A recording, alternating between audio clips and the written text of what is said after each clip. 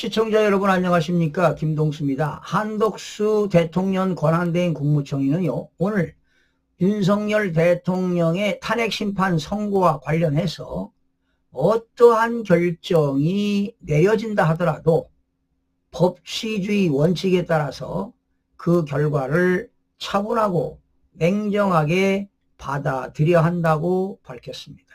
뭐 지당한 말씀 아니겠습니까?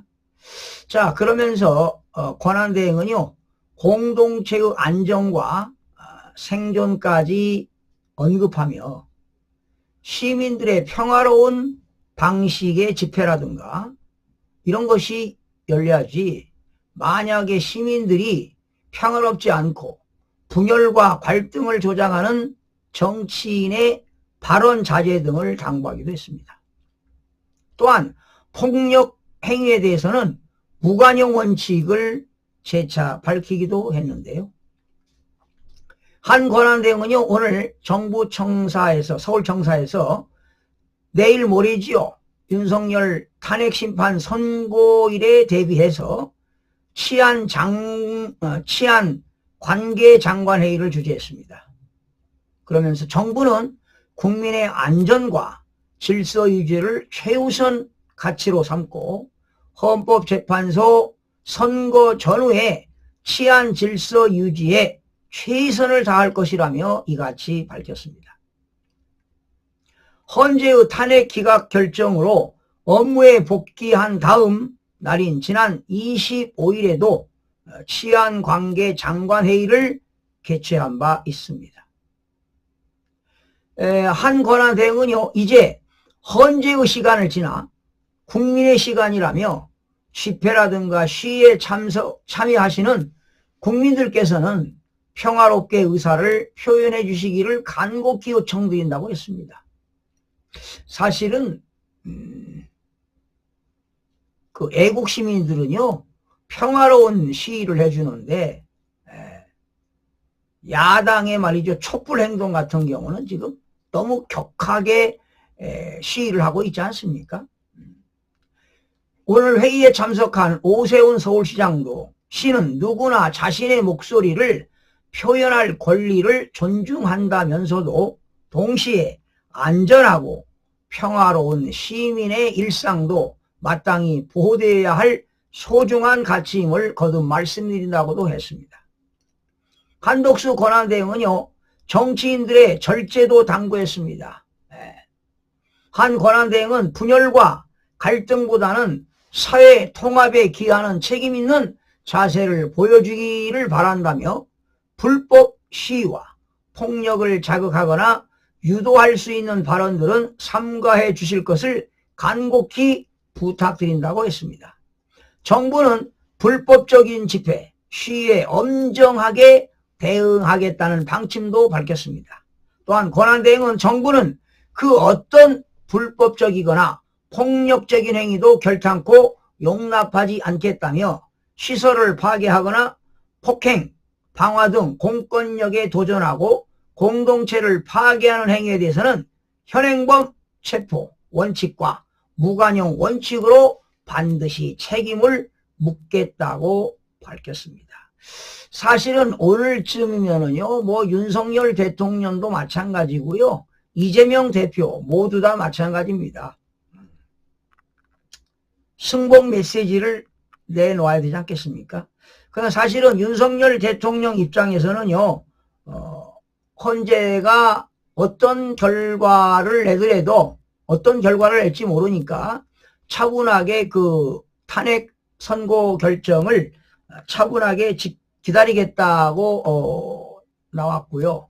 또 사실은 석동현 그 변호인은요, 윤석열 대통령이 그 승복에 하겠다 이런 그 발언을 한 적도 있지만, 뭐 윤석열 대통령이 뭐 입장은 내놓지는 않았습니다. 차분하게 결과를 기다려보겠다 이런 말을 했습니다. 그런데 문제는 이재명이가 문제라는 거 아닙니까?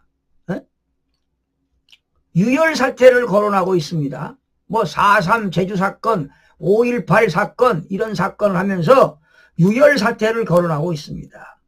엄청난 혼란과 탄핵 찬성 시위를 오히려 독려하면서 불복 가능성을 얘기하고 있습니다.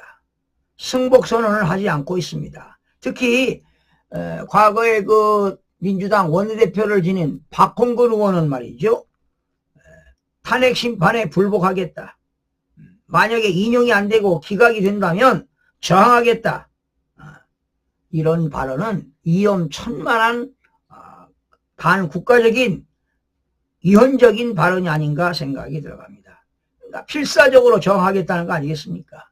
이렇게 망나니 같은 정치인들 발언에 참 기가 찹니다.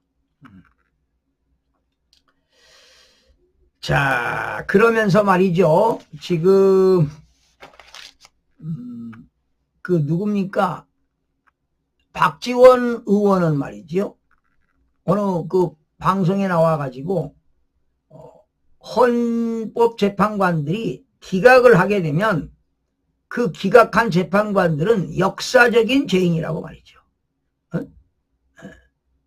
제2의 이완용이라고요?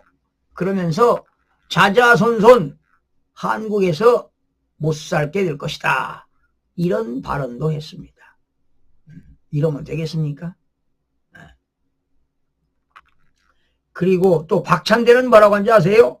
윤석열 대통령이 기각이 돼가지고 복귀하게 되면 대한민국을 파멸시킬 것이다.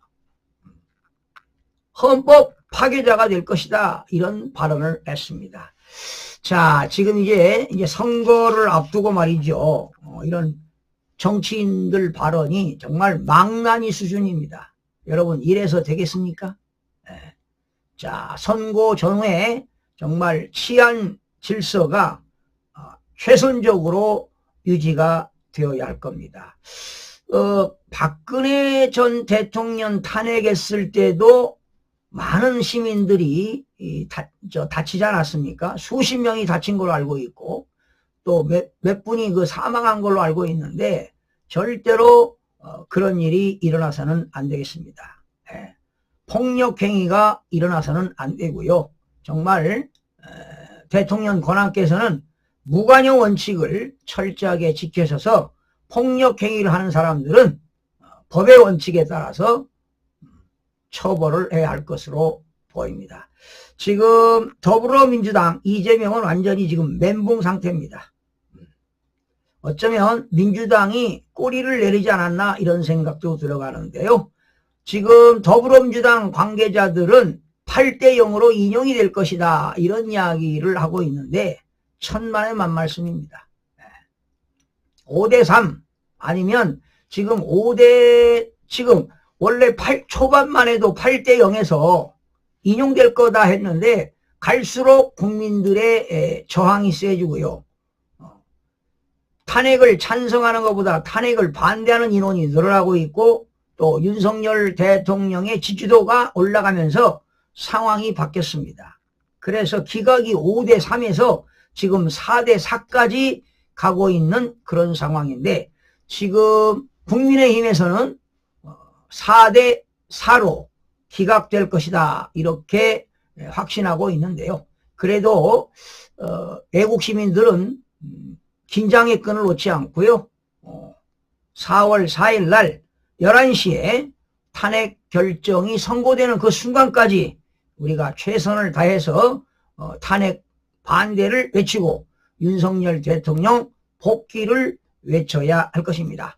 사실은요, 헌법재판소가 말이죠, 졸속 재판한 것도 사실입니다. 그리고 헌법재판소법을 위반해 가면서 재판하는 위법재판도 했고요. 그리고 이념 재판을 해서는 안 되겠죠. 재판관들이라면은 최고의 헌법기관으로서 보류기관 아니겠습니까? 헌법과 법률에 의하여 양심껏 재판을 해야 할 것으로 보입니다. 시청자 여러분 고맙습니다.